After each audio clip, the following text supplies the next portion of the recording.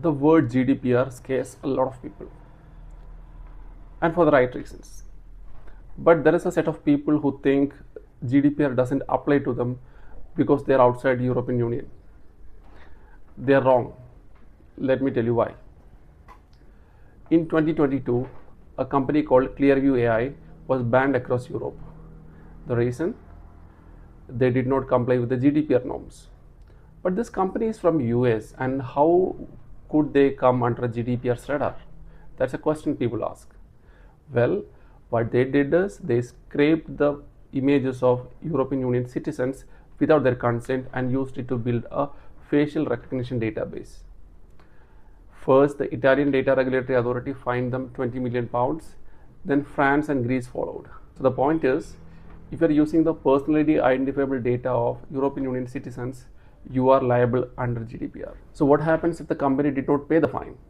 Well, you will be banned across the European Union. That's what happens. To give you a better understanding of how GDPR might apply to you, I'll give you a few examples. Let's say you have a email subscriber list. There are like 100,000 people in it, and out of them, let's say 500 of them are from European Union. You are still under GDPR norms. You have to follow GDPR. Let's say you have a website and people from Europe submits their emails and the personal information. You are still liable under GDPR. So the point is, it doesn't matter where you sit. You could be sitting in Dubai, Mumbai, or California. If you are processing the personally identifiable information of European Union citizens, you are liable under GDPR. So people think GDPR as anti-data, but it's not anti-data, it's pro-responsibility. Before GDPR, it was like the data collection, storage, analysis, deletion, etc. was kind of wild west.